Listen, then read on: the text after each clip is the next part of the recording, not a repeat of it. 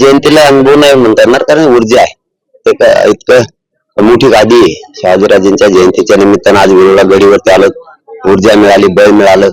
काही गोष्टी असतात, सगळं एक होतात, एक येत काही नाहीये, असतं थोडस मतभेद, पण तो विषय नाहीये. आता दोन्हीकडे बी सांगितलं, पुढच्या वेळेस बघा तुम्ही कसं एकत्रित मोठा कार्यक्रम.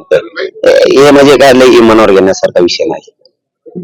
प्रकाश आंबेडकरांकडून वारंवार विनंती करण्यात येत आहे की जालन्यातून येऊ शकत. आंबेडकर साहेबांच्या शब्दाचा प्रत्येक वेळेस मी सन्मानच करतो, कारण त्यांनी खंबीर साथ दिली आणि एकदा ते बोलले तर ते स्पष्ट असल्यामुळे ते बदलत नाहीये.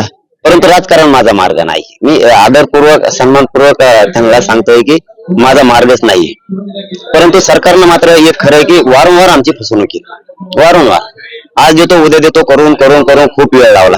म्हणून आज मीडियाच्या माध्यमातून मी या विरोधच्या तेजस्वी गादीवरून सांगतो, 24 तारखेला पण आता आम्ही राज्यातली बैठक लावली, ताकदीनं लावली.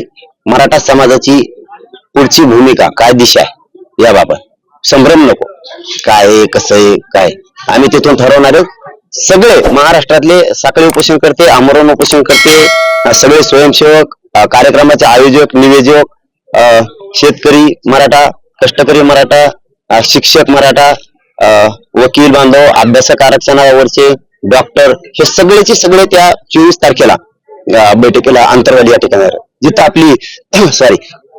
आपली सभा झाली त्याच ठिकाणी आपण भव्य असा मंडप उभारतोय. तिथं रात्री मुक्कामी काही बांधव येणार आहेत बाहेर जिल्ह्यातले, त्यांच्यासाठी जेवणाची त्याची व्यवस्था समाजाने केली.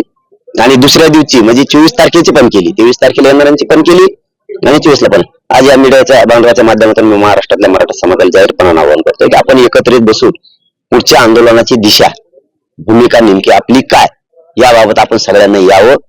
बैठकीला आपण सगळ्यांना एकमतानं चर्चा करून निर्णय घेऊ, कारण ही प्रचंड मोठी बैठक असणार मराठा समाजाची आणि ही निर्णायक पण असणार आहे. कारण आता आमची खूपच फसवणूक झाली.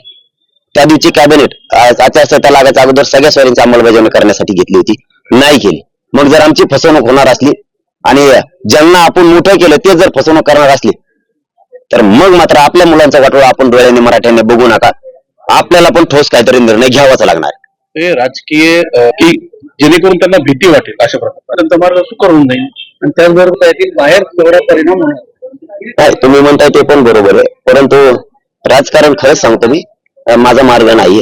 सामाजिक चळवळीत, त्या चळवळीतून न्याय मिळवून देणं याच्यावरती मी जास्त विश्वास ठेवतो, जास्त. कारण सामाजिक चळवळीनंच सत्तेत किंवा राजकारणात नसताना ह्या न मिळणाऱ्या गोष्टी मिळाल्या. ते असतं नसतं तर भाग ठीक आहे समजा, परंतु नसून ही गोष्टी माझ्या समाजाचं खूप कल्याण झालंय दादा. हे कधीच न मिळणार. करोड सव्वा करोड मराठ्यांचं खूप कल्याण झालंय. हो, हे खरं आम्हाला प्रचंड त्रास झाला, परंतु तरी काय करायचंय काय नाही ते 24 ला निर्णायक दिशा ठरवू. काय करायचंय समाजाला बोलून घेऊ, समाज ठरवल ती दिशा. त्यासाठी 24 तारखेला अंतिम निर्णय म्हणायचा आमचा भीमा हा निकाल. काय जे ठोस निर्णय घ्यायचा एक मताने घ्यायचा आणि त्याच्यावरच हातोडा मारायचा. तुम्ही कायद्याने खेटायला लागले आम्हाला, आम्ही कायद्याने खेळतो तुम्हाला. आता या भूमिकेवरती 24 तारखेला प्रचंड मोठी सभा होणार आहे, बैठक होणार आहे. तिथं कुठेही आम्ही शेतकऱ्यांमध्ये सभा घेणार आहे, तिची दिशा ठरवणार आहे तर कुठे घ्यायची आणि आपली भूमिका काय, आपली फसवणूक झाली त्याच्याबद्दल समाजाचं मत काय, लेकरू म्हणून त्यांना विचारणं का नाही.